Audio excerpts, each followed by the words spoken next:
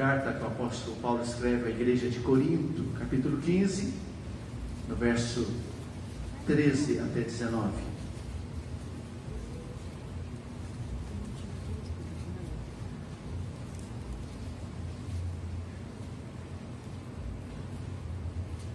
Diz assim a palavra do Senhor em 1 Coríntios, capítulo de número 15, do 13 até 19. E se não há ressurreição de mortos, então Cristo não ressuscitou. E se Cristo não ressuscitou, é vã a nossa pregação e vã a nossa fé. E somos tidos por falsas testemunhas de Deus, porque temos asseverado contra Deus que Ele ressuscitou a Cristo, ao qual Ele não ressuscitou. Se é certo que os mortos não ressuscitam, porque se os mortos não ressuscitam, também Cristo não ressuscitou. E se Cristo não ressuscitou, é vã a vossa fé, e ainda permaneceis nos vossos pecados. E ainda mais, os que dormiram em Cristo pereceram. Versículo 19.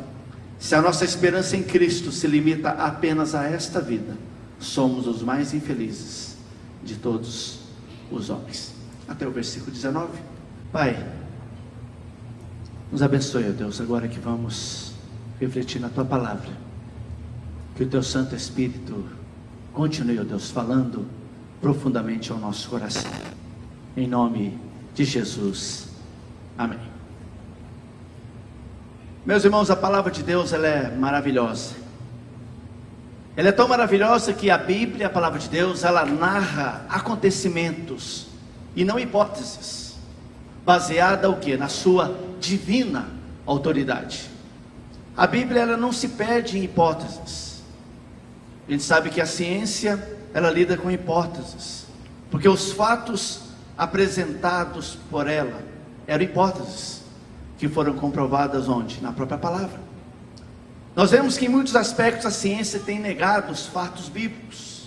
Agora, nós como cristãos, nós devemos defendê-los de forma categórica aí na nossa vida. Quando nós lemos a palavra do Senhor, desde Gênesis até Apocalipse, nós podemos ver narrando sobre a pessoa maravilhosa de Jesus Cristo. Jesus Cristo que teve 3 aspectos mais importantes na sua vida, que mostram para nós claramente que Jesus Cristo foi o maior acontecimento da história. Nós olhamos na palavra de Deus, Jesus, Ele foi o maior acontecimento da história, por quê? Primeiro porque foi comprovado pelo seu nascimento sobrenatural. Jesus nasceu da Virgem Maria, e o seu nascimento foi algo maravilhoso, algo fantástico. E o nascimento de Cristo foi uma realidade, porque o nascimento de Jesus Cristo foi a salvação então enviada ao mundo, para que todos aqueles que estavam perdidos, eles pudessem ter vida e vida em abundância. Mas Jesus é considerado como o acontecimento mais fantástico e maravilhoso da história, não somente pelo seu nascimento sobrenatural, mas também comprovado pela sua crucificação única. Jesus que foi crucificado, Jesus ali na cruz do Calvário, Ele verteu o seu sangue, Ele teve o seu corpo rasgado, transpassado por mim e por você. Naquela época era comum a crucificação de ladrões e assassinos, mas Jesus não o era. Mas Jesus então, Ele foi morto por mim e por você. Jesus então foi o homem que mais marcou a história desse mundo, não somente pelo seu nascimento sobrenatural que nós frequentemente nós comemoramos no Natal, não somente pela sua crucificação única, ao qual muitos de nós podemos relembrar na sexta-feira a morte de Jesus, o qual também nós pudemos falar um pouquinho no domingo passado, reiterando o que significa, o que representa a morte de Cristo para mim e para você. Mas o que eu quero destacar aqui hoje, que na crucificação de Jesus, nós temos a salvação do mundo enviada por Deus, que foi comprada pelo sacrifício de Cristo ali na cruz do Calvário. Mas um terceiro aspecto primordial, no qual você e eu, nós comemoramos hoje, que Jesus, ele é o acontecimento mais importante da história, não somente pelo seu nascimento fantástico, não somente pela sua morte, pela sua crucificação ali na cruz do Calvário no madeiro, mas principalmente pela sua ressurreição maravilhosa. E louvado seja Deus, porque quando as mulheres foram ver ali no sepulcro de Jesus, o anjo disse o seguinte: vocês buscam aquele que foi sepultado, mas ele não está aqui, porque ele ressuscitou. O texto que nós lemos no início da liturgia desse culto. Quero dizer para os irmãos que a ressurreição, ela é fundamental para a nossa fé. Nós, como crentes em Cristo, de maneira nenhuma nós podemos titubear diante de qualquer pessoa que venha duvidar da ressurreição de Cristo. E nós, como crentes em Cristo, como bons apologetas, nós precisamos realmente defender a nossa fé. Nós não podemos ficar gaguejando nem titubeando diante de pessoas que chegam diante da gente e muitas vezes falam que não acreditam na ressurreição de Cristo. Meus irmãos, o cristianismo, ele é diferente de outras religiões por diversas razões. Há todavia um aspecto que o cristianismo se torna definitivamente distinto das outras religiões. É que o cristianismo afirma que o seu fundador Jesus Cristo não era um mero homem, mas o próprio Deus encarnado, que morreu e ressuscitou, está vivo. Aquilo que nós celebramos de manhã, aquilo que nós já cantamos aqui com muita alegria, dizendo que ele ressuscitou, que ele vive e que ele está presente no nosso coração. Muitos, por muito tempo, têm tentado negar esse fato, que é importante e que nós precisamos ter convicção desse fato, a respeito da ressurreição de Cristo. Na realidade, meus irmãos, da ressurreição é a base de toda a esperança espiritual do cristão. Poderia a ressurreição de Cristo ser comprovada escrituristicamente falando? Eu quero descrever aqui rapidamente para os irmãos e biblicamente, refutar aqui as mais comuns teorias humanistas que têm negado a ressurreição corporal de Jesus. Vou falar rapidamente para nós não demorarmos muito. Primeira tentativa das teorias que negam a ressurreição de Cristo é a teoria do corpo roubado. Há um texto lá em Mateus 28, de 11 a 15, eu não vou ler para os irmãos não precisam acompanhar, eu vou ler aqui. Diz que o seu corpo foi roubado pelos discípulos, que depois inventaram a história da ressurreição. E nós queremos refutar isso de maneira categórica. Seus guardas estavam dormindo, como saberiam que foram os discípulos que roubaram?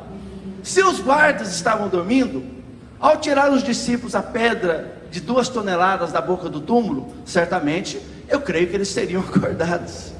O suborno prova o seguinte, que havia guardas guardando o sepulcro. O suborno seria desnecessário, se a verdade fosse que os discípulos tinham roubado o corpo.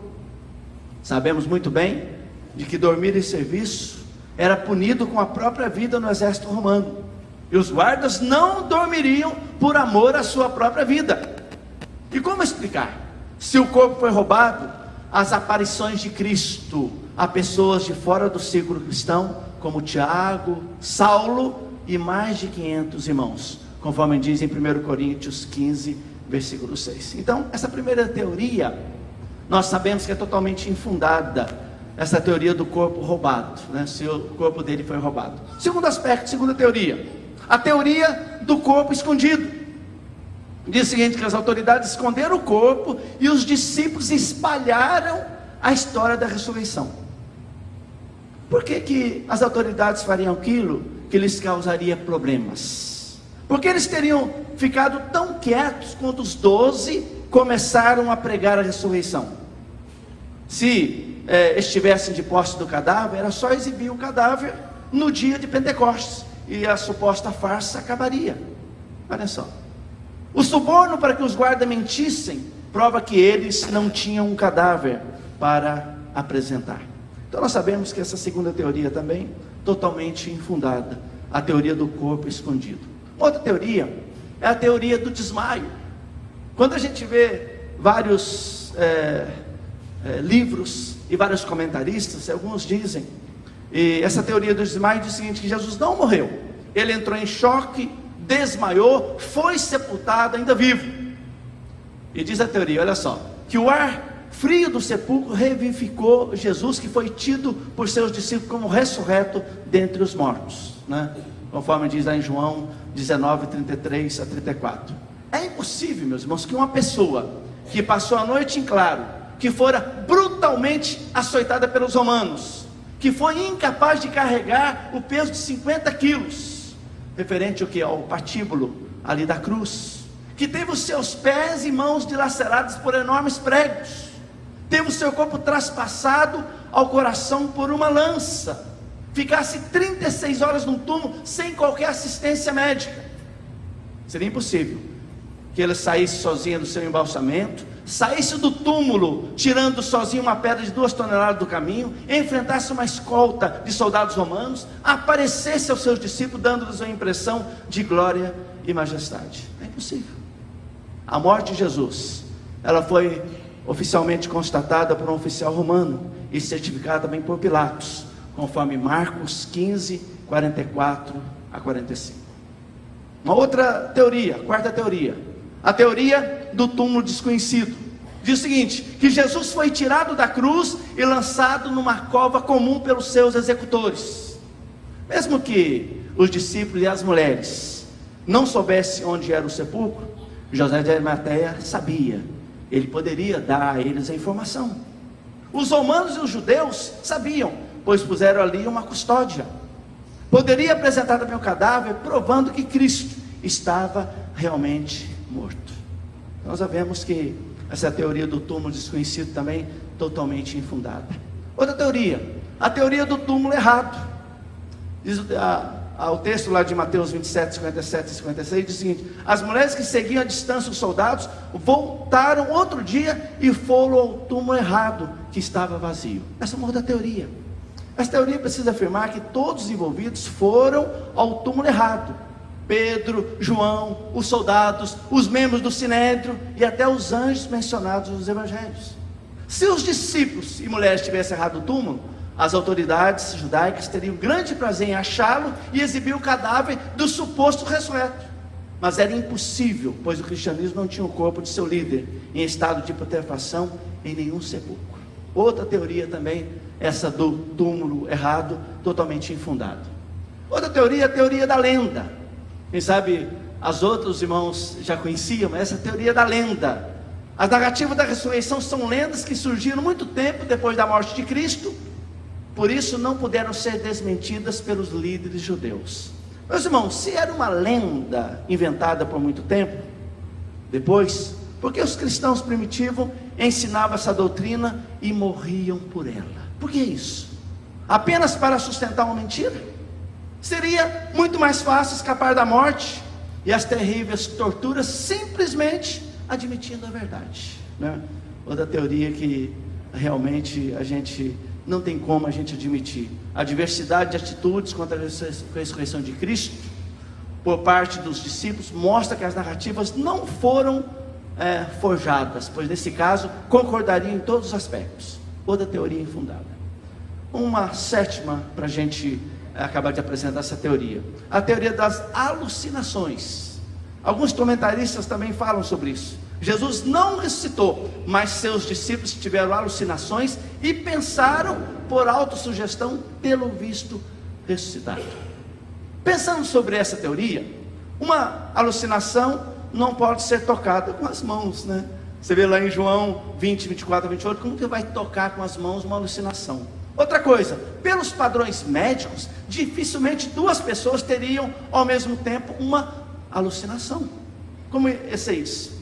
As aparições de Jesus foram muitas e muito detalhadas para se encaixarem num padrão de alucinação. Houve uma ocasião que Jesus apareceu a mais de 500 pessoas. 500 pessoas tendo uma alucinação ao mesmo tempo, seria um milagre tão grande quanto a própria ressurreição, né? Então, meus irmãos, essas teorias, é que a gente tem visto por aí que muitas pessoas têm negado a própria ressurreição de Cristo. As teorias humanistas que negam a ressurreição de Cristo são tão ilógicas e contraditórias que nós precisamos ter mais fé para crer nelas do que no relato bíblico da ressurreição. Então o que nós estamos aqui dizendo para os irmãos, de que Jesus, Ele está vivo. E este fato torna o cristianismo a maior e mais incontestável verdade de todos os tempos. Porque a ressurreição era fundamental para a nossa fé. Como a mulher, ela não pode reter o filho no ventre, a morte também não pôde reter o Filho de Deus. Ele foi arrebatado das suas mãos, conforme nós cantamos. Ele foi exaltado à destra do Deus Todo-Poderoso. E a ressurreição de Cristo desafia a minha e a sua fé de proclamar o quê? A vitória de Cristo. Cristo é a garantia da nossa ressurreição. É a garantia de um dia nós temos também o nosso corpo ressurreto, para nós estarmos definitivamente com Jesus. E a ressurreição de Cristo é o motivo da nossa segurança. Porque, meus irmãos, o fato de Cristo estar vivo oferece uma esperança que nenhuma outra religião pode oferecer, da ressurreição dos mortos. E o cristianismo, então, é a única religião cujo fundador não morreu, mas permanece vivo. Jesus Cristo é o verdadeiro Deus que venceu a morte. Como nós dissemos no início, ninguém nasceu como Ele, de uma virgem. Ninguém viveu como Ele, seus ensinos e milagres. Ninguém morreu e ressuscitou como Ele. E ninguém oferece o que Ele oferece. Ele diz lá em João capítulo 11, no versículo 25 e 26: eu sou a ressurreição e a vida. Quem crer em mim, ainda que morra, viverá. Glória a Deus por isso. Essa é a garantia da nossa ressurreição. Essa é a garantia de que Jesus Cristo que nasceu, o nascimento sobrenatural, Jesus Cristo que teve a sua crucificação única, quando deu a sua vida por mim e por você, é o mesmo Jesus que ressuscitou. E essa é a garantia da minha e da sua ressurreição, que um dia nós vamos estar com o Senhor para sempre, para sempre, para sempre. Por isso que a nossa fé não é vã. Nós temos uma esperança verdadeira, uma esperança bíblica, uma esperança histórica, racional e confiável. Por isso que você e eu, que cremos absolutamente na inerrância da palavra de Deus, nós devemos falar ousadamente deste Jesus, pois os homens, eles são incapazes de comprovar que Ele não ressuscitou. Jamais são capazes de comprovar que Ele não ressuscitou. Por quê? Porque Jesus, Ele está aqui, vivo, atualmente. E esse mesmo Jesus que ressuscitou, esse mesmo Jesus, Ele quer tocar a sua vida. Ele quer ter comunhão com você. Ele não quer que eu e você nós tenhamos uma vida cristã de qualquer jeito, uma religiosidade fria, como se Jesus estivesse morto, ou como se Jesus estivesse ainda na tumba. Mas Ele quer que você e eu, nós possamos manter uma comunhão, uma santificação realmente que provoque mudanças na nossa vida e na vida de outras pessoas.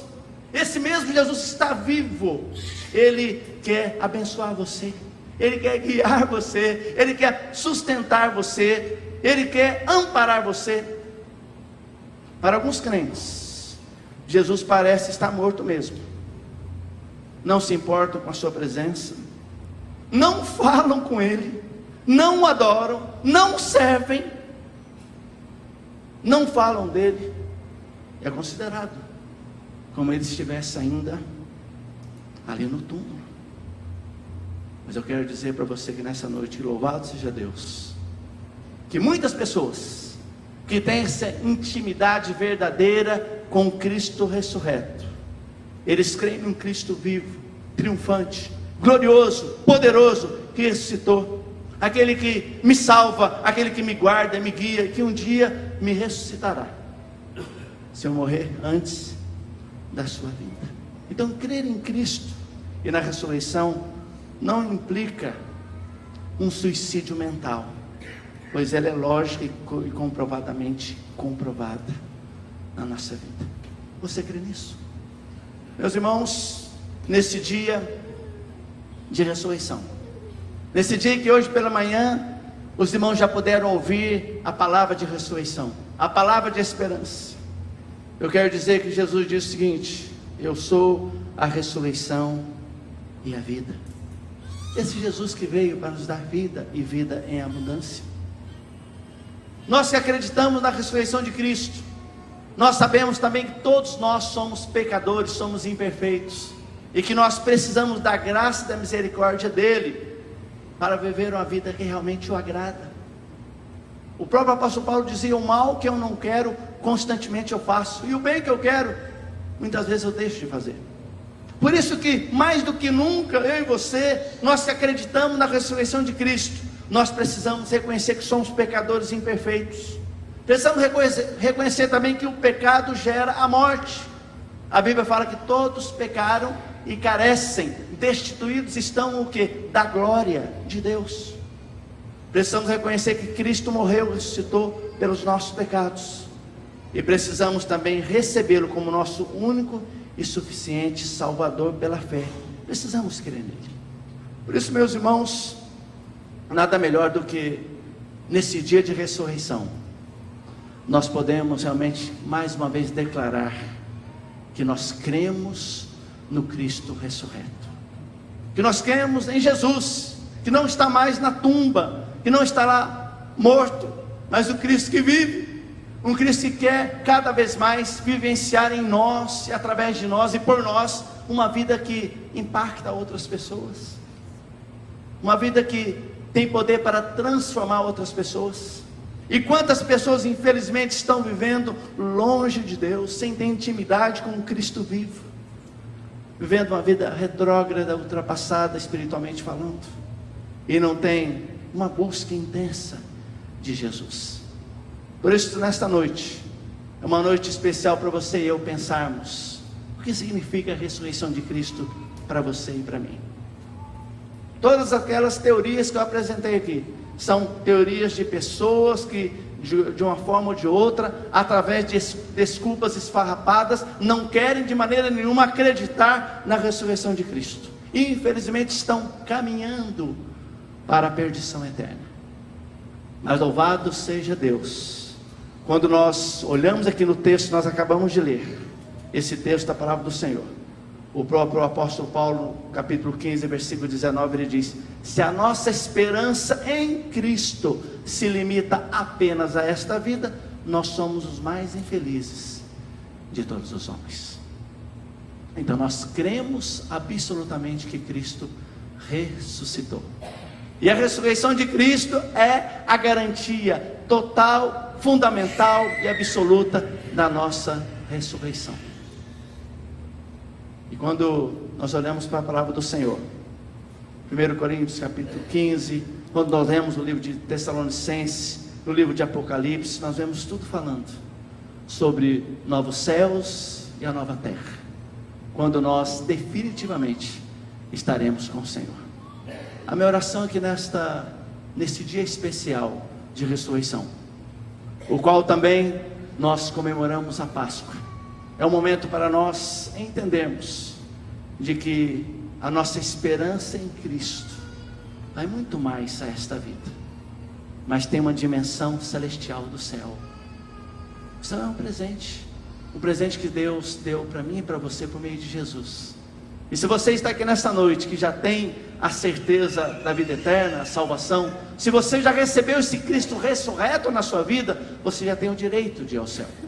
Mas se você está aqui nesta noite e ainda não tem essa certeza, é o momento de você fazer uma análise bem criteriosa do seu coração e dizer: Jesus, eu creio que Jesus Cristo veio, morreu por mim, para me dar vida e vida em abundância. Eu creio que Ele morreu para cancelar os meus pecados ali na cruz do Calvário, mas eu creio também que Ele ressuscitou, que é a garantia da minha ressurreição. Que o Espírito Santo de Deus, Ele então aplique essa palavra de vida, essa palavra de esperança, essa palavra de salvação para o seu coração, e que nós possamos sair daqui animados, gratos a Deus pela ressurreição de Cristo, e temos a certeza de que através do sangue de Jesus nós temos os nossos pecados cancelados, E nós temos, através da ressurreição de Cristo, que é fundamental para a fé cristã, também a garantia da nossa ressurreição. Eu quero, neste momento, chamar novamente o ministério de louvor, para que a gente possa cantar aquele cântico que fala sobre ressuscitou Jesus. E gostaria que você abaixasse a sua cabeça enquanto nós vamos orar com você neste momento, enquanto os nossos irmãos se preparam neste momento. Pai, eu te agradeço, Deus, pela ressurreição maravilhosa de Cristo, quando através da sua ressurreição é a garantia da nossa ressurreição. Obrigado, Deus, porque Jesus ressuscitou. E como é bom, Pai, nós podemos declarar isso de todo o nosso coração.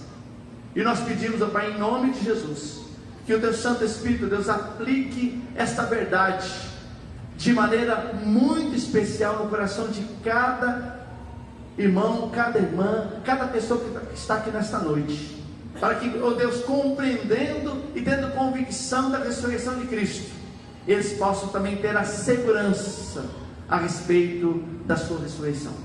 Por isso, ó Pai, nós clamamos a Tua misericórdia, que o Teu Santo Espírito, ó Deus, manifeste o Seu poder no coração de cada um de nós, que não seja apenas mais uma Páscoa, que não seja apenas mais uma comemoração da ressurreição de Cristo, mas que nós, ó Deus, possamos viver realmente tendo essa consciência que Cristo está vivo, de que Ele veio para nos dar vida e vida em abundância. Fala o coração de cada um de nós, ó Deus, que a Tua palavra, ela nos incomode, para que nós possamos ter a sensibilidade de perceber Cristo no nosso coração, Cristo presente, Cristo vivo, e essa vida nós possamos transbordar a outras pessoas, em nome de Jesus, amém.